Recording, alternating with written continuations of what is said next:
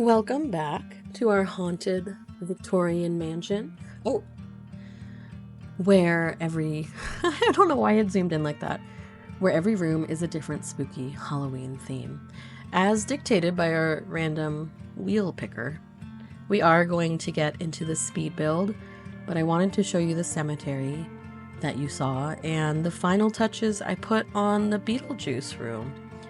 I did some detailing and distressing, but the main difference, I guess, would be the flooring. I removed the striped carpet and decided to just let the striped wallpaper do the work. It's a more subtle nod to Beetlejuice, but I like it. And I kept Delia Dietz's little sculptures here. The office is pretty much the same. Bonus points if you caught the stain under the little seating area in the corner of the office here. I think Beetlejuice had a wee accident, or maybe somebody died. I don't know. I'll let you fill in the lore. We're getting into the speed build, and the wheel landed on the doll theme for the living room. To be honest, I did not think through how I would bring this theme to life in The Sims. I was a little stumped at first, I will not lie. I'm honestly just winging it here, and there was some trial and error, but eventually I started to think more in terms of a dollhouse, like a creepy dollhouse. In my mind, this is like a very old, antique, wooden dollhouse, very expensive at the time. Your great-great-great-grandparents have been passing it down through the generations as an heirloom that nobody really wants. So I selected this sort of happy brocade that I knew could look really grungy with the right styling and a nice, dark, polished wooden floor. And as I develop out this dollhouse idea, I'm just digging out anything I think can really fit the criteria of like childlike, old, rundown, still a little Victorian, because we want to stay true to that Victorian mansion theme as well.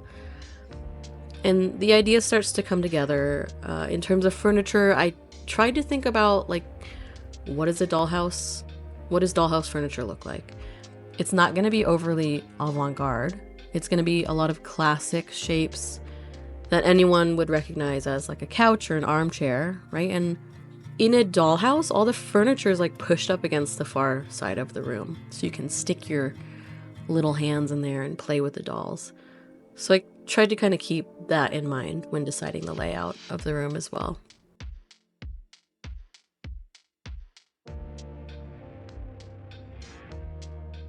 I really lean into how can I bring more dolls into the space, and I figured, oh my lord, here's me putting a cursed baby in the fireplace.